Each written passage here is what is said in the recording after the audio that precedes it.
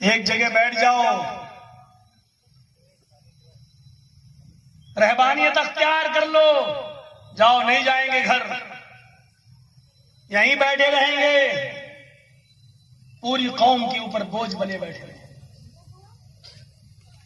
اور جانتے ہو ہمارے یو پی میں ایک اونچی تھی، پتہ نہیں اونچی جگہ تھی، چبوترا ٹائپ کا، اسی پہ بیٹھا تھا بیچارہ، بیٹھا رہتا تھا، بولتا اللہ اللہ اللہ اللہ اللہ۔ آج ایسے بہت سے لوگ ہیں ہر دھرم کے اندر بھی، مسلمانوں میں بھی ملیں گے، ہندوؤں میں چلے جاؤ ادھر رام رام رام رام رام رام رام رام رام رام، وہ ایک مالا لے لیں گے، رام رام ہرے رام ہرے رام ہرے رام۔ پوچھو کھانا کہاں سے آئے گا؟ اوپر والا دے گا۔ ان سے پوچھو کھانا کہاں سے آئے گا؟ تم کیا کر رہے ہو؟ کماتے نہیں ہو، محنت نہیں کر رہے ہو، یہاں بیٹھو، ایک کھانا کون کون؟ اللہ دے گا، اللہ اللہ اللہ اللہ اللہ۔ ایسے لوگوں کے بارے میں کیا کہیں گے؟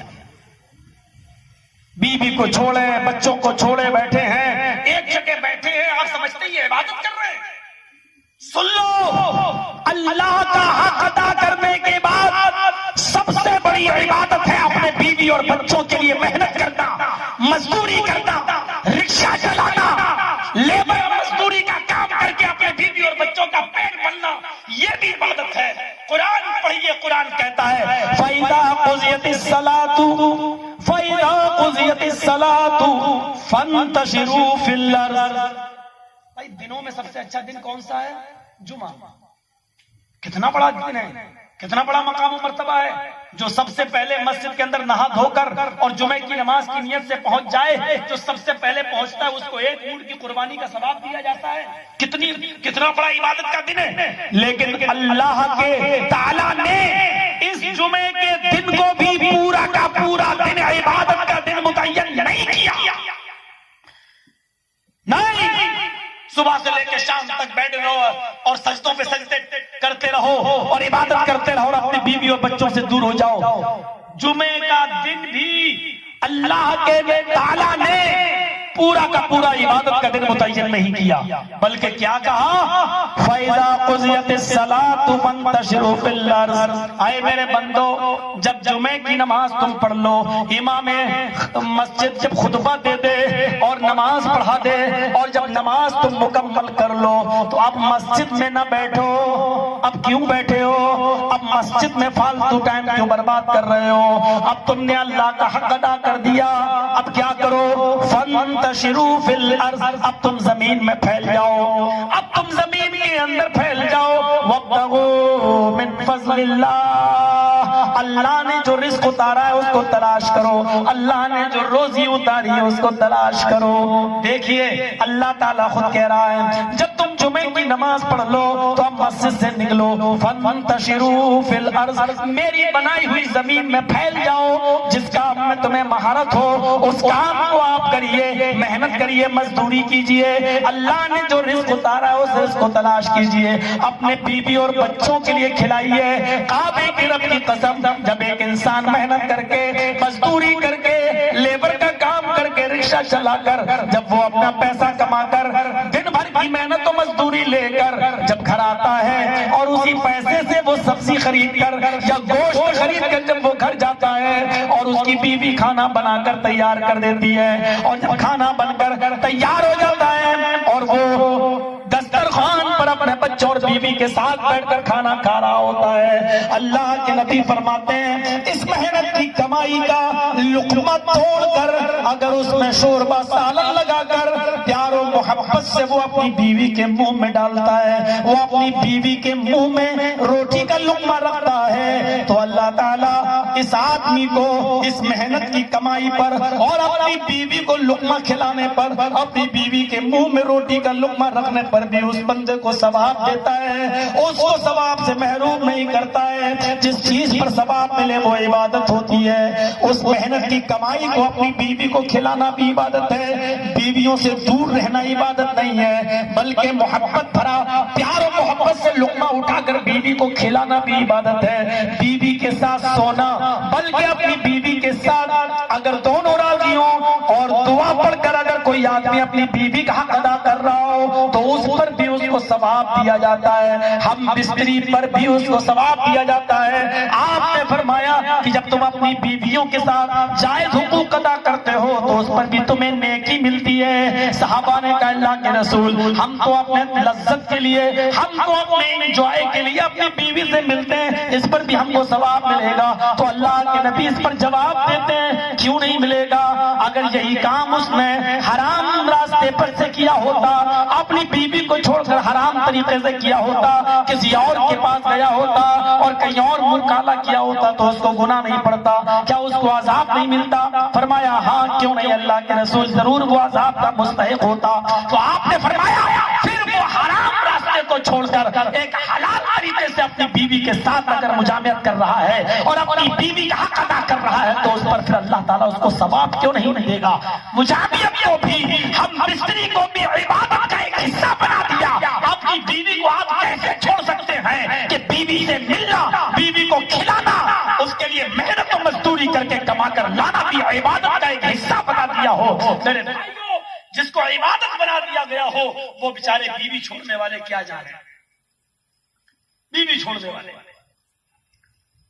اسلام سے پوچھو، ایک ایک چیز کا جواب، ایک ایک چیز پر ہم کہاں، ایک اچھے بیٹے محمد صلی اللہ علیہ وسلم، ایک اچھے شوہر محمد صلی اللہ علیہ وسلم، ایک اچھے باپ محمد صلی اللہ علیہ وسلم، ایک اچھے تاجر محمد صلی اللہ علیہ وسلم، ایک اچھے محمد رسول اللہ صلی اللہ علیہ وسلم۔ اور رسول اللہ سے بڑھ کر تو کوئی جج ہوا ہی نہیں ہے، آپ سے بڑھ کر انصاف کرنے والا، آپ سے اچھا فیصلہ کرنے والا اس کائنات کی نگاہوں نے نہیں دیکھا، کائنات کی نگاہوں نے نہیں دیکھا۔ اور آپ کو معلوم ہوگا جب آپ نبی نہیں بنے تھے تب آپ نے ایسا فیصلہ کیا، تو نبی بننے کے بعد پھر آپ کے فیصلے کا حال کیا ہوگا؟ آپ کو معلوم ہے خانہ کعبہ میں ایک بار آپ کے نبی بننے سے پہلے خانہ کعبہ کے اندر سیلاب آ گیا تھا اور شغاف پڑ گیا تھا، اثر نو اس کی تعمیر دوبارہ کی گئی۔ اس وقت اللہ کے رسول صلی اللہ علیہ وسلم کی عمر تقریباً 35 سال کی تھی اور نبی بنے آپ 40 سال کے بعد، 40 سال ہو گئے تب 35 سال کی عمر تھی۔ خانہ کعبہ کو جب دوبارہ بنایا گیا تو بن کر تعمیر تو کر لیا گیا، لیکن اس خانہ کعبہ میں حجر اسود کو جب رکھنے کا نمبر آیا، حجر اسود جہاں آج ہے اس حجر اسود کو اسی جگہ پر لگایا جانا تھا جہاں آج ہے، تو ہر قبیلہ لڑنے لگا۔ ایک قبیلہ کہتا ہے اس کو میرے قبیلے کا سردار لگائے گا، یہ فخر مجھے میرے قبیلے کو ملے گا۔ دوسرے قبیلے کے لوگوں نے کہا نہیں اس کو میرے قبیلے کا سردار لگائے گا، تیسرے نے کہا نہیں اس کو میرے قبیلے کا سردار لگائے گا، چوتھے نے کہا نہیں اس کو میرے قبیلے کا سردار لگائے گا۔ تلواریں نکل آئی میان سے، پھر سب بیٹھک ہوتی ہے، لڑو نہیں، کوئی راستہ نکالا جاتا ہے۔ جانتے ہو راستہ کیا نکلا؟ راستہ یہ نکلا جو کل صبح سب سے پہلے خانہ کعبہ میں آ جائے گا، جو کل صبح سب سے پہلے خانہ کعبہ میں آ جائے گا اسی کو جج بنا لیا جائے گا، اسی کو فیصل بنایا جائے گا، اور وہ جس کے بارے میں فیصلہ کر دے گا حجر اسود وہی اٹھا کر رکھے گا۔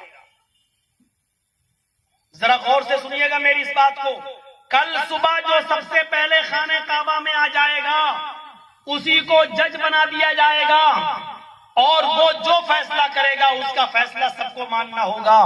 سارے لوگوں نے اس بات پر اتفاق کر لیا اور سب جا کر اپنے گھر میں آرام سے جاؤ، چلو اپنے گھر میں جاؤ، کل صبح جو سب سے پہلے خانہ کعبہ آئے گا۔ اب سب لوگ رات بھر جاگ رہے ہیں، نہیں اگر آنکھ لگ گئی تو نہیں اٹھ پائیں گے، کل ہم ہی کو سب سے پہلے جانا ہے۔ ہر آدمی سوچ رہا ہے کہ میں سب سے پہلے پہنچوں، لیکن ایک بات اور بتاؤں میں آپ کو، جو رات بھر جاگتا ہے نا صبح کے موقع پر اسی کو اچانک نیند آ جاتی ہے۔ پوری رات کوئی آدمی جاگتا رہے تو 3 یا 4 بجے کے ٹائم پہ آپ دیکھو گے اس کو ہوا۔ میں اسٹیج پہ دیکھ رہا ہوں بہت سے لوگوں کو، آپ یہ مت سمجھو کہ میری نظر پیچھے نہیں ہے، میں دیکھ رہا ہوں۔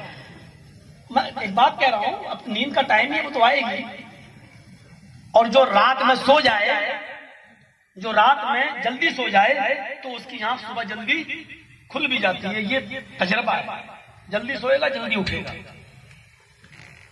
تو محمد صلی اللہ علیہ وسلم اس وقت تو آپ نبی نہیں تھے، آپ آئے اور آپ جلدی سو گئے. لیکن اور سارے لوگ جاگتے رہے.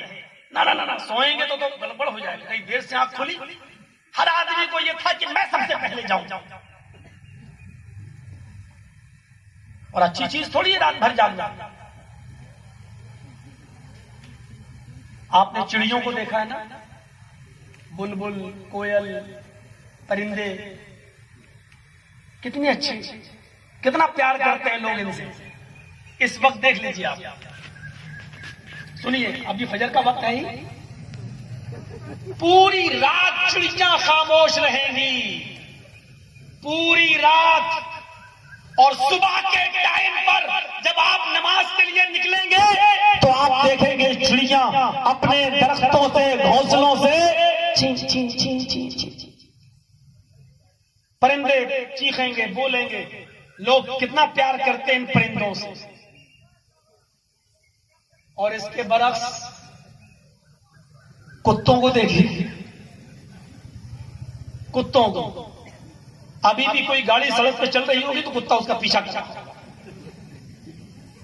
پوری رات کتے بھونکتے رہتے ہیں، پوری رات شور کریں گے، بھونکیں گے. اور جب آپ فجر کی نماز پڑھنے کے لیے جائیں گے، گھر سے نکلیں گے تو آپ دیکھیں گے ایک بھی کتا جاگتا ہوا نہیں دکھائی دیتا. آپ ہنس رہے ہیں، لگتا ہے میری مثال سمجھ گئے. اب تو ہمیں کچھ کہنے کی ضرورت ہی نہیں ہے. اب کوئی ضروری نہیں ہے کہ میں آپ کو کھل کر کچھ بولوں. بس میں اتنا کہنا چاہتا ہوں، کتوں کی صفت اپنے اندر نہ لاؤ، چڑیوں کی صفت اپنے اندر لاؤ. ایسے مت بن جاؤ کہ دلی اور ممبئی کے ماحول میں ہم پوری رات مدھوپور میں جاتے رہیں اور 4 بجے اور 3:30 بجے ہم جا کر کھراٹے لے کے اور جنریٹر چلاتے ہوئے سوئیں اور فجر کی نماز سے ہم دور ہو جائیں. چڑیوں والی عادت ڈالو تاکہ دنیا آپ سے محبت کرے اور پیار بھری نظر سے آپ کو دیکھے. کتے آج جس کے دروازوں پہ آتے ہیں، ایک ہڈی ڈالی چل، یہی تیری اوقات ہے. اور چڑیوں کو دیکھو آپ، لوگ پیار کر رہے ہیں، ان کو اپنے پنجروں میں بند کر کے ان کو کھلا رہے ہیں اور پلا رہے ہیں اور ان سے محبت بھی کرتے ہیں، محبت بڑی نظروں سے بھی دیکھتے ہیں. ایسا نہ کرو، ایسا تو نہیں. آج ہم ذلیل ہیں، آج ہم رسوا ہیں، آج ہمارا مذاق اڑایا جا رہا ہے. پورے ملک کے اندر ہی نہیں، پوری دنیا کے اندر آج سب سے زیادہ ذلیل، سب سے زیادہ خوار، سب سے زیادہ رسوا، سب سے زیادہ اگر مذاق کسی قوم کو اڑایا جا رہا ہے تو ہمارا اڑایا جا رہا ہے. چاہے وہ عراق کا مسئلہ ہو، چاہے شام سیریا کا مسئلہ ہو، چاہے وہ مصر کا مسئلہ ہو، چاہے وہ سعودی عرب کا اپنا مسئلہ ہو. ہم ہمارے اپنے ممالک پر بھی نظر ڈالیے. آپ پوری دنیا میں دیکھ ڈالیے، مسلمانوں کو کہیں چین نہیں ہے، کہیں سکون نہیں ہے. مٹھی بھر لوگوں سے بھرا ہوا یہ اسرائیل جو پورے عربوں کے بیچ میں اپنا ایک مقام بنایا بیٹھا ہوا ہے، اور 57 عرب ممالک بھی آج اس کا کچھ نہیں کر پا رہے ہیں.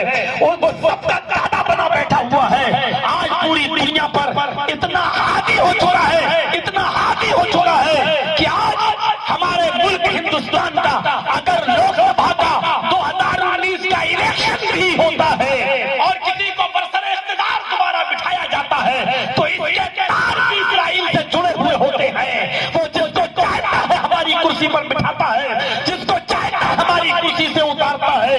میرے بھائیوں، آج یہ ہماری نا اتفاقی کا نتیجہ ہے. یہ ہم حنفی، بریلوی، شیعہ، سنی، تو یہ وہ یہ تیرے پیچھے میری نماز نہیں، میرے پیچھے تیری نماز نہیں، کٹو مرو، یہی سب دن ہمیں دیکھنا پڑیں گے. ضرب علیہم الذلۃ والمسکنہ، کائنات کے رب کی قسم اتنا ذلیل مسلمان کسی دور میں نہیں ہوا تھا جتنا ذلیل پوری دنیاوی سطح پر آج ہے، آج ہے، آج ہے. اور ہمارے ملک کے اندر بھی، اس دیش کے اندر بھی ہم اس حالات میں اور کن حالات میں ہمارا گزر ہو رہا ہے. بولنے کی ضرورت نہیں ہے میرے بھائیوں، ورنہ کل ٹی وی پہ ڈیبیٹ ہونے لگے گی کہ ہم کہاں مسلمانوں کو جتنی رعایت ہندوستان کے اندر ہے ہمارے ملک میں ہے، کہیں اور نہیں ہے۔ کل اس پہ ڈیبیٹ ہونا شروع ہو جائے گی ٹیلی ویژن پر، اور ہم نہیں چاہتے کہ کسی کو ڈیبیٹ کا موقع دیں۔ ہم اتنا کہنا چاہتے ہیں میرے بھائیوں، ہمیں خود اپنے گریبانوں میں جھانکنا پڑے گا، ہمیں خود دیکھنا پڑے گا۔ نبی اکرم کی سیرت طیبہ کو ہمیں اپنانا پڑے گا، لوگوں کے درمیان عام کرنا پڑے گا۔ بتاؤ، اور اس سائنٹسٹ نے کیا کہا تھا جب اس نے قرآن پڑھا اور حدیث کا مطالعہ کیا اور ادیان باطلہ دوسرے مذاہب کا بھی مطالعہ کیا، تو اس نے سوچا کہ میں نے سارے مذاہب کو پڑھ تو لیا ہے، اب دنیا گھوم کر دیکھوں۔ تو جب دنیا گھومتا ہے، مجھے اس کی بات سے اتفاق ہے، دنیا گھومنے کے بعد وہ اس نتیجے پر پہنچا اور اس نے یہ کہا علی الاعلان کہ میں نے تمام مذاہب کا مطالعہ کیا، ہر مذہب کے ماننے والے کی مذہبی کتاب کو میں نے پڑھا، اور اس نے کہا کہ مجھے سب سے اچھا مذہب اگر لگا تو اسلام لگا۔ اسٹڈی کے بعد، ادھین کرنے کے بعد، مطالعہ کرنے کے بعد اگر سب سے بہتر مذہب ہمیں کوئی دکھائی دیا تو اسلام دکھائی دیا۔ میں اس بات کا اعتراف کرتا ہوں، سائنٹسٹ نے کہا کہ دنیا کے تمام مذاہب میں سب سے اچھا مذہب اگر کوئی ہے تو وہ اسلام ہے۔ لیکن جب میں نے دنیا کو گھوما، جب میں نے ملک میں نے گھوم کر سروے کر کے دیکھا، اور میں نے یہ دیکھنا چاہا کہ مسلمان اپنے مذہب کے مطابق کیسے رہتے ہیں، تو میں نے یہ پایا کہ دنیا کی سب سے بدترین قوموں میں، دنیا کی سب سے نالائق قوموں میں اگر سب سے زیادہ نالائق کوئی قوم ہے، دنیا کی بدترین قوموں میں سب سے بدتر کوئی قوم ہے تو وہ مسلمان۔ کیا اعتراض ہے؟ ہم اس یہودی سائنٹسٹ کے قول سے بالکل اتفاق رکھتے ہیں۔ آپ کسی غیر مسلم کی بستی میں چلے جائیے، ان کے بچے آپ کو رات کے 12 بجے بھی ایگزام کی تیاری کرتے ہوئے نظر آئیں گے۔ ہم ایک مسلمانوں کے محلے میں جا کر دیکھیں تو ہمارے بچے رات میں مٹر گشتیاں کرتے ہوئے اور موٹر سائیکلیں الٹی سیدھی اسٹائل میں چلاتے ہوئے اپنے آپ کو فلمی دنیا کے ایکٹر کی مانند نقل کرتے ہوئے نظر آئیں گے۔ ہم اپنے مسلم محلوں کا جائزہ لیں، ہمارے بچے گلی ڈنڈا کھیلتے ہوئے نظر آئیں گے، پتنگیں اڑاتے ہوئے نظر آئیں گے۔ ہم نے تعلیم سے ان کو ونچت کر دیا ہے، یہ کہہ کر کہ تمہیں تو نوکری ملے گی نہیں، تمہیں تو سروس ملے گی نہیں، پڑھ کر کرو گے کیا؟ ہم نے ان کو تعلیم سے روک دیا ہے۔ میرے بھائیوں، ابھی آپ کے اور ہمارے اس دیش کے وزیر اعظم نے علماء کی میٹنگ میں خطاب کیا 2019 کے چناؤ کو جیتنے کے بعد، تو آپ نے سنا ہوگا 2019 کے چناؤ کو جیتنے کے بعد علماء کے مجلس میں خطاب کے دوران ہمارے دیش کے وزیر اعظم نے اس بات کا ڈنڈے کی چوٹ پر اعلان کیا کہ قرآن میں سب سے زیادہ اللہ کا نام آیا ہے، اور اللہ کے بعد سب سے زیادہ علم کا نام آیا ہے۔ تعلیم حاصل کرو، علم حاصل کرو کا نام آیا ہے۔ ہمارے دیش کا پردھان منتری بھی اب قرآن کو سمجھنے لگا ہے، قرآن نے علم کی طرف اجاگر کیا ہے لوگوں کو۔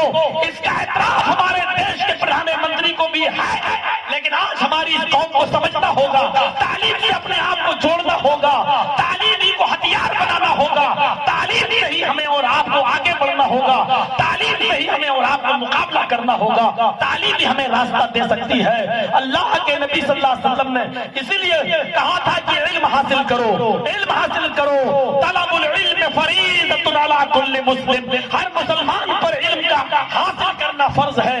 اور یہاں پر العلم، علوم، ہر قسم کا علم شامل ہے، صرف یہی نہیں کہ قرآن و حدیث ہی ہم پڑھیں، قرآن بھی پڑھیں، حدیث کا مطالعہ بھی کریں، اور اس کے علاوہ بھی جتنے علوم و فنون ہیں، ہمیں کسی سے دور رہنے کا حکم نہیں دیا کہ آپ انگریزی مت پڑھیے، آپ ہندی مت پڑھیے، آپ سنسکرت مت پڑھیے، ہمیں سارے علوم و فنون کو جاننے کی ضرورت ہے، لیکن ہمیں عربی تعلیم کو بھی اتنا حاصل کرنا چاہیے اور قرآن و حدیث سے بھی ہمیں اتنا رشتہ جوڑ لینا چاہیے کہ ہمیں کم سے کم موٹے موٹے مسائل تو معلوم ہو جائیں، ہم نماز کو قاعدے سے پڑھ سکیں، ہم روزے کے احکام کو جان سکیں، حج کے مسائل کو ہمیں معلوم ہو سکیں، بیوی کے ساتھ کیسے رہا جائے، بچوں کے ساتھ کس طریقے سے اپنی زندگی گزاری جائے۔ میرا بھائیو، اتنے مسائل تو ہمیں معلوم ہونا چاہیے۔ ہماری بات کر گئی تو سب تو وہ جتنے گئے تھے وہ سب رات بھر جاگتے رہے اور این موقع پر ان کو نیند آ گئی، چلنے لگا جنریٹر ان کی ناک اور محمد ابن عبداللہ جو جلدی سے سو گئے تھے، آپ صبح سب سے پہلے اٹھ گئے، جلدی سے اٹھے اور سیدھے خانہ کعبہ میں پہنچ گئے۔ آپ کو معلوم ہے، پڑھیے حدیث کی کتابیں، پڑھیے سیرت کی کتابیں، محمد ابن عبداللہ جب خانہ کعبہ میں سب سے پہلے پہنچے اور جب ان کی آنکھ اٹھے، بھاگے، کوئی ننگے پیر بھاگا، کوئی لنگی میں بھاگا، کوئی اس میں بھاگا، جو کوئی اور نہ پہنچ جائے، جی کیا ہوا، سب بھاگے اور جو ملا ہے تم بھی آئے اس سے آگے نکلنے کی کوشش، لیکن وہاں سب کی نظر پڑی تو کیا پڑتی ہے کہ محمد ابن عبداللہ سب سے پہلے آ چکے ہیں، وہ خانہ کعبہ میں پہلے سے موجود ہیں۔ وہاں بے ایمانی کا زمانہ نہیں تھا، وہاں اعتراف تھا، آپ آ گئے پہلے تو آپ کا حق ہے، لیکن حدیث کی کتابیں کہتی ہیں، سیرت کی کتابیں کہتی ہیں، ان تمام لوگوں کی نظر جب محمد ابن عبداللہ پہ پڑی تو بیک وقت سب کی زبان سے جو جملے نکلے وہ یہ، جال امین جا صادق، قد جال امین قد جا صادق، امین آ گیا، صادق آ گیا، امانت دار آیا ہے، سچا آیا ہے، ہمیں آپ کا فیصلہ منظور ہے۔ ابھی اللہ کے رسول نے فیصلہ کیا ہے نہیں، لیکن فیصلہ لوگوں نے پہلے ہی کہہ دیا منظور ہے، پہلے ہی کہہ دیا منظور ہے۔ اتنا بڑا جج آپ کو بھی نہیں ملا ہوگا، مولوی جرجیز کے اوپر ایک کیس چل رہا ہے، اگر یہ کیس میرے فیور میں ہوگا تو منظور ہے، اگر میرے خلاف ہوا تو ہائی کورٹ میں جاؤں گا، پہلے ہی سے دل دماغ بنائے بیٹھے ہوئے ہیں، ہائی کورٹ سے میرے حق میں ہوگا تو منظور ہے، نہیں ہوا تو سپریم کورٹ جائیں گے، پہلے ہی سے ذہن میں بنا ہوا ہے، لیکن یہاں کوئی ہائی کورٹ نہیں ہے، کوئی سپریم کورٹ نہیں ہے، یہاں جال امین جا صادق، سب سے سچا انسان آ گیا، ہم نے اس سے سچا انسان پورے مکے میں کسی کو دیکھا ہی نہیں ہے، اس سے زیادہ امانت دار کسی کو دیکھا ہی نہیں ہے، یہ جھوٹا فیصلہ کر ہی نہیں سکتا ہے، اے محمد فیصلہ بعد میں سنانا، ہمارا اقرار سنیے، ہمیں آپ کا فیصلہ منظور ہے۔ ایسا جج ملے گا، ایسا جج، میرے بھائیوں دنیا کی تاریخ میں ایسا جج پیدا نہیں ہوا، فیصلہ کرنے سے پہلے جس کا فیصلہ ماننے والے اقرار کر لیں کہ مجھے آپ کا فیصلہ، آپ نے کہا اگرچہ یہ فیصلہ تمہارے خلاف جائے، انہوں نے کہا ہاں مجھے منظور ہے، آپ نے کہا بتاؤ اے لوگوں تم مجھ سے کیا امید رکھتے ہو، جب مجھے جج مان ہی لیا، فیصل مان ہی لیا تو مجھ سے کون سی امیدیں رکھتے ہو؟ آواز آئی، آئے محمد ابن عبداللہ، یہی تو آپ کے امتحان کی گھڑی ہے، دیکھیں آپ کیا فیصلہ کرتے ہیں، ہم نے تو اعتراف کر لیا آپ کا فیصلہ منظور ہے، لیکن ہمیں معلوم ہے کہ آپ ہمارے دل نہیں توڑیں گے، آپ سچا فیصلہ کریں گے۔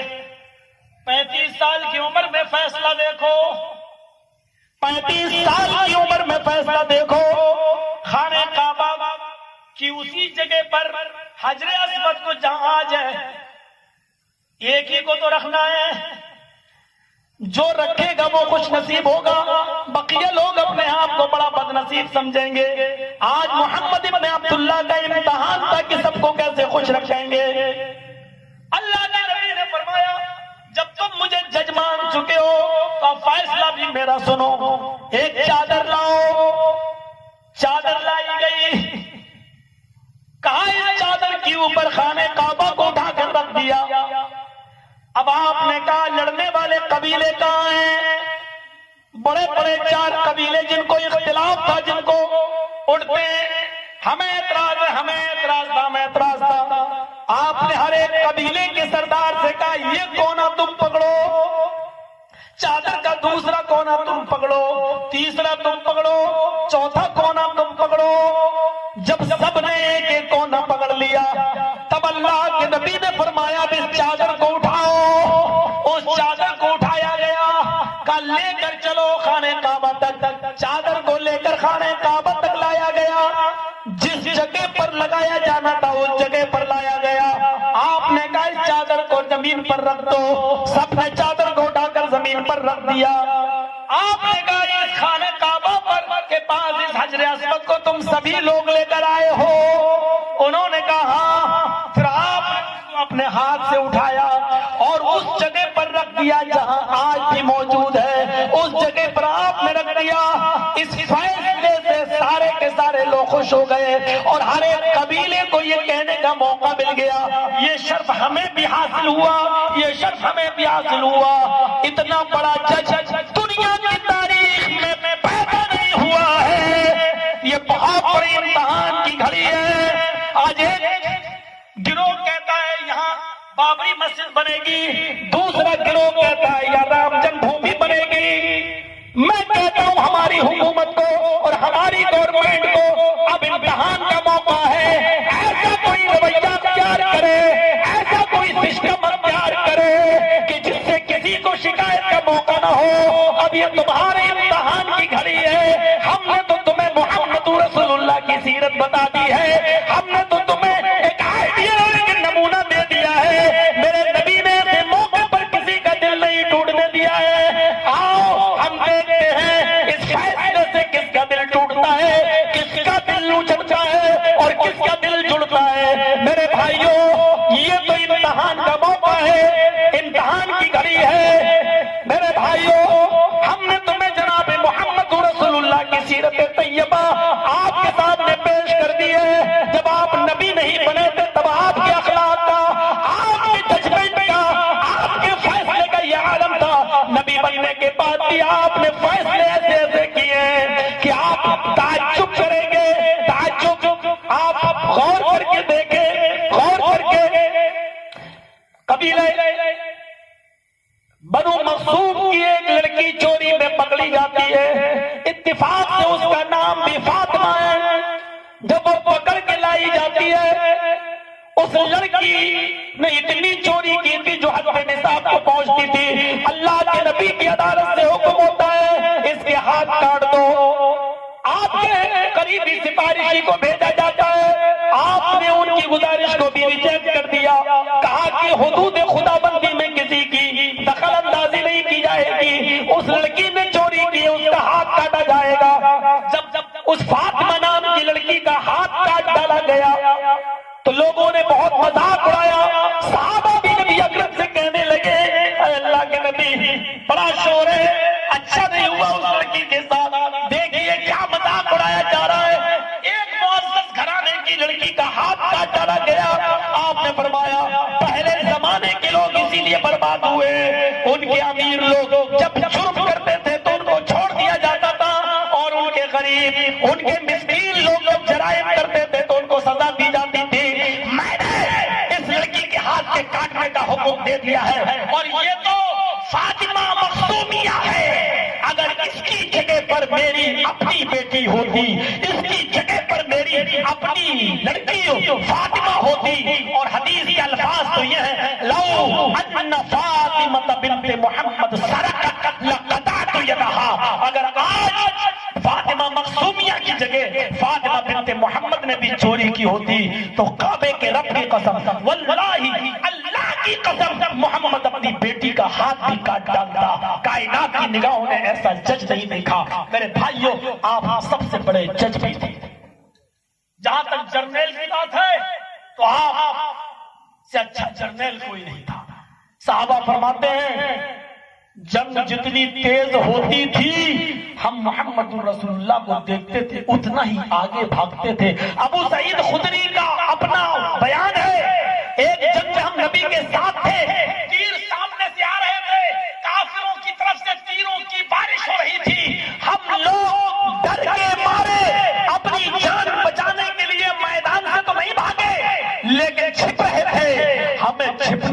لیے کوئی جگہ نہیں ملی تو ہم محمد رسول اللہ کے پیچھے چھپ رہے تھے، لیکن ہم نے دیکھا کہ جتنی جنگ تیز ہوئی، تیر بارش ہو رہی ہے، اللہ کے رسول اور آگے بڑھتے جا رہے ہیں، کہتے جا رہے ہیں میں تو اللہ کا نبی ہوں، تم سے جھوٹ نہیں بولتا ہوں، میں تو اللہ کا رسول ہوں، میں جھوٹ نہیں بولتا۔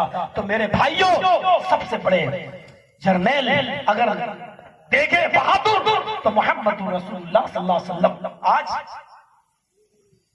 ٹی وی پر بیٹھ کر دیکھ لینا ہماری فوج کیا کر رہی ہے، ان کے کارنامے کو کمپیوٹر پہ بیٹھ کے دیکھ لینا، اے سی روم میں بیٹھ کے دیکھ لینا ایک الگ چیز ہے، لیکن محمد رسول اللہ صلی اللہ علیہ وسلم کی طرح صحابہ کا حوصلہ بڑھانا، ان کے ساتھ چلنا، قدم سے قدم ملانا، چلچلاتی ہوئی دھوپ میں آپ کا ان کا ساتھ دینا، یہ ایک الگ چیز ہے۔ نبی اکرم صلی اللہ علیہ وسلم کی زندگی میں جتنے بھی غزوہ و سرایہ ہوئے ہیں، ابن قیم الجوزی نے نقل کیا ہے، ان کی تعداد 80 ہے، 80 غزوہ و سرایہ دونوں جوڑے جائیں تو کتنے ہیں؟ 80، جن میں اللہ کے رسول شریک ہوئے اور نہیں ہوئے دونوں جوڑے جائیں تو کتنی جنگیں ہوئی اللہ کے رسول کے زمانے میں؟ 80۔ جن جنگوں میں شریک ہوئے اللہ کے رسول ان کی تعداد ہے 26، اور جن جنگوں میں اللہ کے رسول نہیں گئے ان کی تعداد ہے 54۔ 54 جنگیں وہ ہیں جس میں آپ نہیں گئے، صحابہ کو بھیجا، لیکن جن میں آپ گئے ان کی تعداد کتنی ہے؟ 26۔ 26 اور 54 دونوں کو جوڑو تو 80 جنگیں ہوئی نبی کے زمانے میں۔ آپ تعجب کریں گے 80 جنگوں میں دونوں طرف سے اگر دیکھا جائے کتنے لوگ شہید ہوئے اور کتنے لوگ مارے گئے، یعنی کافروں میں کتنے لوگ مارے گئے اور صحابہ میں کتنے لوگ شہید ہوئے، 80 جنگوں میں، جس میں نبی شریک ہوئے وہ بھی اور جس میں نہیں ہوئے وہ بھی، 80 جنگوں میں شہداء اور مقتولین کی تعداد جوڑی جائے تو جانتے ہو کتنی ہوتی ہے؟ 1018۔ صرف 80 جنگوں میں مسلمان صحابہ بھی اور کافر مقتول بھی کتنے مارے گئے؟ دونوں کو جوڑا گیا تو کتنے؟ 1018۔ 1018 کو 80 سے ڈیوائڈ کر دیجیے تو ایک جنگ میں 50 کا بھی ایوریج نہیں آ رہا ہے، ایک جنگ میں 50 بھی نہیں، 80 جنگیں، 26 جنگوں میں نبی اکرم بھی شریک ہوئے۔ آج ہمارے نبی پر دہشت گردی کا الزام لگانے والی میڈیا لکھے اور جواب دے اس بات کا، 26 جنگیں اللہ کے رسول صلی اللہ علیہ وسلم، 26 جنگیں اللہ کے رسول نے لڑی، لیکن کوئی ایک ماں کا لال اٹھے، کتنا بھی بڑا جنگ سنگی ہو، کتنا بھی بڑا اس کا مائنڈ آر ایس ایس کا ہو، کتنا بھی بڑا اس کے دماغ میں ہندوتو کا جھنڈا پھیلا ہوا ہو اور لہرا رہا ہو، جاؤ ساری میڈیا کو چیلنج دیتا ہوں، 80 جنگوں میں 26 جنگیں وہ ہیں جو محمد رسول اللہ خود اس جنگ میں شریک ہوئے۔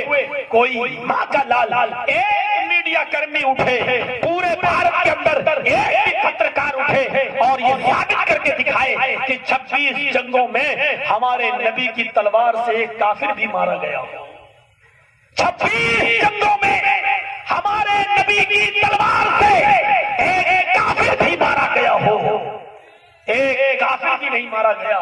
جنگیں تو لڑی لیکن جنگ کا مقصد خاتمہ کرنا نہیں تھا، جنگ کا مطلب اپنا پاور دکھانا، اپنی حیبت قائم کرنا اور اسلام کا غلبہ۔ ہم کیوں تمہیں قتل کریں کہ قتل کریں گے؟ ارے تمہیں میں سے ایسی پشتیں چھپی ہوئی ہے تمہاری ریڑھ کی ہڈیوں میں، جس میں ایسی نسلیں چھپی ہوئی ہیں جو پیدا ہوں گی تو ہمارا کلمہ پڑھیں گی، لا الہ الا اللہ محمد رسول اللہ، وہ توحید کا اقرار کریں گی۔ ہم تمہارے خاتمے کے لیے نہیں آئے ہیں، ہم تمہارے مارنے کے لیے نہیں آئے ہیں، ہم تمہیں اس دنیا سے مٹانے کے لیے نہیں آئے ہیں، ہم تو تمہیں ایک رب سے جوڑنے کے لیے، کلمہ طیبہ کی بنیاد پر ایک پلیٹ فارم قائم کرنے کے لیے، ہم ایک اللہ کے پرستار بنانے کے لیے اور ایک اللہ کو معبود سمجھنے کے لیے اور یہ سمجھانے کے لیے کہ تمہارا معبود بھی ایک اللہ ہے، اس لیے ہم اس دنیا کے اندر آئے ہیں۔ ہمارا مقصد تمہارا خاتمہ نہیں ہے۔ میرے بھائیوں، 26 جنگوں میں نبی کی تلوار سے ایک کافر بھی نہیں مارا گیا۔ یہ نبی کا رحم و کرم تھا، یہ نبی کے جنگ کی پالیسی، ہماری پالیسیاں کیا ہوتی ہیں؟ اس کو برباد کر دیں، اس کو برباد کر دیں، اس ملک پہ ہم قبضہ کر لیں، اس کے ملک کو ہم ہتھیا لیں۔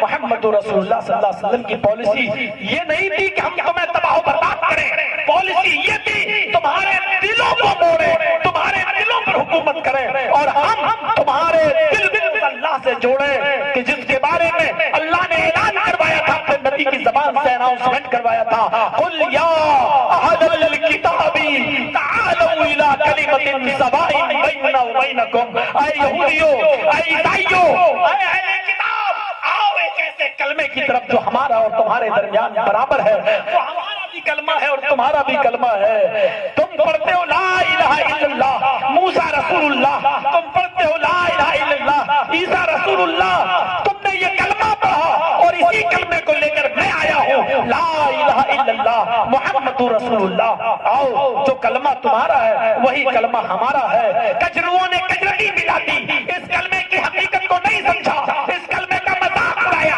توحید کے اندر خلل کیا، ایک اللہ کی جگہ بہت سے خداؤں کی پوجا کی جانے لگی، ایک ایشور بات میں بہت دیوباتیت پھیلا دی گئی، ایک ایشور کی پوجا میں بہت سے دیوی دیوتاؤں کی، ایک اللہ کی جگہ پر بہت سے انسانوں کو، بہت سے لوگوں کو خدا کا درجہ دے دیا گیا۔ ہم اسی کو مٹانے کے لیے آئے ہیں، اور ہم کوئی نیا دین لے کر نہیں، کوئی نیا مذہب لے کر نہیں آئے ہیں، ہم موسیٰ کے دین کو زندہ کرنے آئے ہیں، ہم عیسیٰ کے دین کو زندہ کرنے آئے ہیں، ہم ابراہیم کے دین کو زندہ کرنے آئے ہیں، ہم نوح کے دین کو زندہ کرنے کے لیے آئے ہیں۔ شرع لکم من الدین ما وصى به نوح والذي اوحينا اليك وما وصينا به ابراہیم وموسى وعيسى ان اقيموا الدين۔ ہم نے تمہارے سامنے کوئی نیا دین نہیں دیا، جو دین میں لے کے آیا ہوں یہی نوح لے کر آئے تھے، یہی ابراہیم لے کر آئے تھے، یہی موسیٰ لے کر آئے تھے، یہی عیسیٰ لے کر آئے تھے۔ مجھ سے نفرت کیوں کرتے ہو؟ مجھ سے بغاوت کیوں کرتے ہو؟ میں تو نوح کے دین کو زندہ کر رہا ہوں، میں تو ابراہیم کے دین کو زندہ کر رہا ہوں، میں تو موسیٰ اور عیسیٰ کے دین کی استھاپنا کر رہا ہوں، میں کوئی نیا دین لے کر نہیں آیا ہوں۔ یہی دین پہلے نبیوں کا دین تھا، یہی دین پہلے رسولوں کا دین تھا، تو ہم سے علم بغاوت بلند نہ کرو، بلکہ ہمارے ساتھ مل کر کام کرو، ہم تمہارے نبیوں کے دین ہی کو زندہ کر رہے ہیں۔ تو میرے پیارے ساتھیوں، یہی نبی اکرم کی دعوت تھی، یہی نبی اکرم کا پیغام تھا، اور سیرت طیبہ کا یہ پیغام ہمیں یہی میسج دے رہا ہے، سیرت طیبہ ہمیں یہی میسج دے رہی ہے کہ ہم سب کے ساتھ بھائی بھائی بن کر رہے ہیں، سب کو۔ ارے اسلام کا مذہب ہے کہ غیر مسلموں کو بھی بھائی کی طرح، قل یا ایھا الناس، کیا ہے یا ایھا الناس انا خلقناکم من ذکر و انثی، ہے سمپورن جگت کی مانو ذاتی، ہے ساری دنیا کے لوگوں، ہم نے تمہیں ایک مرد سے اور ایک عورت سے پیدا کیا ہے، تمہارا باپ ایک ہے، تمہاری ماں ایک ہے، جب ہمارا باپ ایک ہے، ہماری ماں ایک ہے، تو ہم سب آپس میں بھائی بھائی ہیں۔ آؤ اس عظیم الشان اجلاس سے ہم یہ دعا کریں، اسلام سے یہ دعا کرے کہ اے اللہ ہمارے ملک بھارت کے اندر امن و امان پیدا فرما دے، اے اللہ ہمارے دیش کی حفاظت فرما، اے اللہ ہمارے ملک کی حفاظت فرما، اے اللہ جو لوگ ہم مسلمانوں کو وطن پرست نہیں سمجھتے، ہم مسلمانوں کو اس وطن کے ساتھ غدار کہتے ہیں، اے اللہ تو ان کو سدبدھی پردان فرما، اے اللہ اس دیش کے مسلمانوں نے کبھی اس ملک کے ساتھ غداری نہیں کی ہے، ہم نے بھی اس ملک کو آزاد کرانے میں ہم نے بھی اپنا خون بہایا ہے، ہمیں اپنے ملک کی حفاظت کرنے کی توفیق عطا فرما۔ میرے بھائیوں، نبی اکرم نے سب کو بھائی بھائی بن کر رہنے کی تعلیم دی ہے، اور آپ نے شاید سنا ہوگا کہ ایک جنازہ یہودی کا جا رہا تھا، اللہ کے رسول نے دیکھا تو کھڑے ہو گئے، صحابہ نے کہا اللہ کے رسول وہ تو یہودی ہے مرنے والا، آپ نے فرمایا کیا وہ انسان نہیں تھا؟